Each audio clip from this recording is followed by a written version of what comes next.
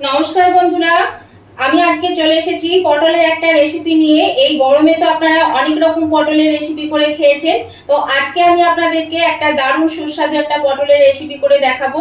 তার জন্য এখানে আমি আমার পরিমাণ মতন পটল নিয়ে নিয়েছি, আর পটলগুলোকে দেখুন এইভাবে খোসা ছাড়িয়ে সামান্য খোসা লাগিয়ে আমি কেটে নিয়েছি। আর এই মাঝখানটা, দুই ধারের মাঝখানটা একটু করে চিড়ে দিয়েছি। তো এবার আমি চলে যাব সরাসরি রান্নাতে।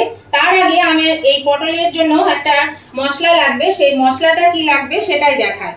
এই পটলটা রান্না করার জন্য লাগবে আমার এখানে কয়েকটা কাজু বাদামকে আমি জলে ভিজিয়ে রেখেছিলাম, 12-14টা কাজু বাদাম নিয়েছি। এখানে 2 টেবিল চামচ মতন পোস্ত নিয়েছি, আর নিয়েছি এখানে ঝাল অনুযায়ী কাঁচা লঙ্কা। এই মশলাটা আমার এই পটলের রান্নাতে লাগবে। এটাকে আমি পেস্ট করে নেব। গ্যাসের চুলে একটা কড়া বসিয়ে দিয়েছি, কড়ার মধ্যে দিয়ে দিলাম 2টো তেজপাতা, দারচিনি আর লবঙ্গ, এলাচ। এলাচটা একটু ফাটিয়ে দিতে হবে, তা না হলে কিন্তু ফাটবে। এবার আমি এর মধ্যে দিয়ে দিচ্ছি এই কেটে রাখা পটল। এই পটল দিয়ে আমি এবার এটা ভেজে নেব। তা আমি সুমনা চলে এসেছি আমার রেসিপির ঝুলি থেকে একটা রেসিপি নিয়ে। আশা করি আপনারা সকলে ভালো আছেন, সুস্থ আছেন। আমার পরিবারে আমার সকল বন্ধুদেরকে স্বাগত জানিয়ে আমি আজকে রেসিপি শুরু করছি। আজকে আমি এই যে পটলের রেসিপিটা আপনাদের দেখাবো বন্ধুরা। আপনারা অনেক রকম করে কিন্তু পটল রান্না করে খেয়ে থাকেন, তো এইভাবে যদি কোনোদিন রান্না করে না খেয়েছেন তাহলে অবশ্যই কিন্তু একবার হলো এই পটল রান্নাটা করে খেয়ে দেখবেন। দেখবেন খেতে কিন্তু দুর্দান্ত লাগে, গরম গরম ভাতের সঙ্গে ভীষণ ভালো লাগবে। এবার আমি এর মধ্যে দিয়ে দিচ্ছি পরিমাণ মতো লবণ। এখানে আমি যেহেতু এটা ছোট চামচ, এই চামচে 2 চামচ আমি লবণ দিয়ে দিলাম। এবার লবণ দিয়ে আমি এটাকে পটলটাকে হালকা করে একটু ভেজে নেব। পটলটা খুব বেশি ভাজা কিন্তু প্রয়োজন নেই। নতুন বন্ধু যারা আমার চ্যানেলে প্রথম এসেছে, এখনো আমার চ্যানেলটা সাবস্ক্রাইব করেনি, তাদের কাছে আমার অনুরোধ আমার চ্যানেলটা সাবস্ক্রাইব করে আমার পাশে থাকবে, আর পাশে থাকা বেলটা অবশ্যই ক্লিক করে দেবেন। তাহলে আমি যখনই আমার নতুন নতুন ভিডিও আপলোড করবো সাথে সাথে নোটিফিকেশন আপনাদের মোবাইলে পৌঁছে যাবে, আর সবার আগে আপনারা আমার ভিডিও দেখতে পাবেন। আর আমার উভয় বন্ধুদের কাছে রিকোয়েস্ট, আজকের রেসিপিটা যদি পছন্দ হয়ে থাকে, দেখতে দেখতে যদি এখনো লাইক দিতে ভুলে গিয়ে থাকেন বন্ধুরা, তাহলে প্লিজ একটু লাইক বাটনটা প্রেস করে দেবেন। আপনাদের একটা লাইক আমাকে কিন্তু এগিয়ে নিয়ে যেতে অনেকটা সাহায্য করে। আর যদি ভালো লেগে থাকে, খুব ভালো লেগে থাকে আজকের রেসিপি, তাহলে অবশ্যই কিন্তু আপনারা আপনাদের বন্ধু বান্ধব, আত্মীয় স্বজন সকলের কাছে একটু পৌঁছে দেবেন, তাহলে সবাই এই রেসিপিটা পেয়ে যাবে। আর কেমন লাগলো সেটা জানাতে কমেন্ট করতে ভুলবেন না। অবশ্যই কমেন্ট করে জানাবেন কেমন লেগেছে। আপনাদের মিষ্টি মিষ্টি কমেন্টগুলো করতেও যেমন ভালো লাগে, তেমনি একটা কমেন্ট আমাকে পরবর্তী রেসিপি বানাতে অনেকটাই উৎসাহিত করে। তাহলে উভয় বন্ধুরা কিন্তু লাইক, শেয়ার, কমেন্ট করতে একদম ভুলবেন না। আর পাশে যে হাই বাটনটা আছে, প্লিজ একটু হাই বাটনটা প্রেস করে দেবেন, তাহলে পরে আপনাদের মতন আমার আরও অনেক বন্ধু এই রেসিপিগুলো পেয়ে যাবে। আর ভিডিও কিন্তু কোনো সময় বন্ধুরা স্কিপ করে দেখবেন না বা টেনে টেনে দেখবেন না, তাহলে পরে কিন্তু আমি কিভাবে এই রান্নাটা করছি তাহলে সেই রান্নার কিছু কিছু অংশ আপনাদের বাদ পড়ে যাবে। তখন আপনারা ভালোভাবে রান্না করতে পারবেন না। যখন রান্নাটা হবে তখন বলবেন না এরকম তো হয়নি, তখন মনে হবে যে এই চ্যানেলটা দিদিভাই ভালো রান্না দেখায় না, এই চ্যানেলে আর দেখবো না। সেই জন্য অবশ্যই কিন্তু স্কিপ করবেন না আর টেনে টেনে দেখবেন না। দেখুন বন্ধুরা, পটলটা বেশ কিন্তু একটু হালকা করে ভাজা হয়ে এসেছে। এই সময় দিয়ে দিচ্ছি এখানে আমি 2 টেবিল চামচ আদা বাটা।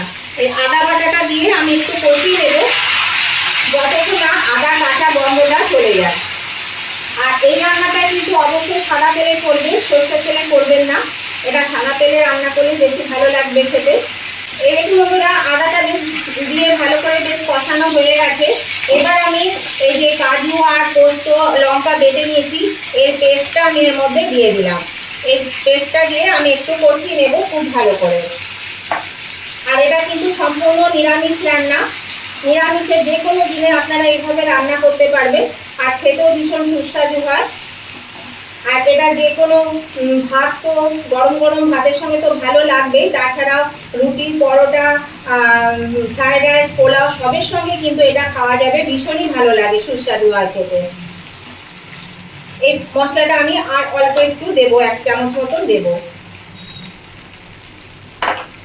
এটা যাতে কালারটা ভালো আসে তার জন্য দিয়ে দিলাম 1/2 চামচ মতো একটু লঙ্কা গুঁড়ো। মশলাটা দিয়ে কিন্তু খুব ভালো করে কষিয়ে নিতে হবে। আর এই যে মশলা বাটা যে জলটা আছে মিক্সি ধোয়ার, এই জলটুকু আমি এখানে দিয়ে দিলাম। এবার আমি এটা খুব ভালো করে কিন্তু একটু কষিয়ে নেব। মশলাটা দিয়ে আমার খুব ভালো করে কষানো হয়ে গেছে বন্ধুরা, দেখুন বেশ সুন্দর তেল ছেড়েছে। এবার আমি এখানে দিয়ে দেব গরম করে রাখা দুধ। এখানে আমি দুধ গরম করে নিয়েছি পরিমাণ মতো। এই দুধটা আমি খানিকটা এর মধ্যে দিয়ে দিলাম। খুব বেশি ঝোল হবে না, আপনারা যেরকম রাখবেন ঝোলটা সেই মতন দুধটা দেবেন। তা আমি এর থেকে আর বেশি রাখবো না, সেজন্য এরকম পরিমাণেই আমি দুধটা দিলাম। প্রায় 1 কাপের মতো দুধ দিলাম। এবার আমি এটাকে ভালো করে ফুটতে দেব আর ঢাকা দিয়ে দেব যাতে তাড়াতাড়ি সেদ্ধ হয়। ঢাকা দিয়ে আমি মিনিট 10-এর জন্য এটা রেখে দিলাম আঁচটাকে লো টু মিডিয়ামে দিয়ে, তাহলে কিন্তু পটলগুলো সেদ্ধ হয়ে যাবে। এরকম বন্ধুরা ঢাকাটা খুলে দিচ্ছি, পটলগুলো কিন্তু সেদ্ধ হয়ে গেছে, দেখাচ্ছি আপনাদেরকে। এই দেখুন পটল সেদ্ধ হয়ে গেছে, বেশ সুন্দর কিন্তু সেদ্ধ হয়ে গেছে। এবার আমি এর মধ্যে দিয়ে দেব একটু স্বাদ অনুযায়ী চিনি। একটু চিনি দিলে ব্যালেন্সটা ভালো থাকে, সেই জন্য একটু চিনি দিলাম। আর একটু কসুরি মেথিকে দিয়ে দিলাম এর মধ্যে, ড্রাই রোস্ট করা কসুরি মেথি একটু দিয়ে দিলাম। এটা খেতে কিন্তু ভালো লাগবে, গন্ধটা খুব সুন্দর হবে, সেই জন্য দিয়ে এটা আমি একটু বাড়িয়ে দিলাম। বাড়িয়ে আমি 2 থেকে 3 মিনিট মতন একটু ফুটিয়ে নেব, তাহলে কিন্তু এটা আমার সম্পূর্ণ কমপ্লিট হয়ে যাবে রান্নাটা।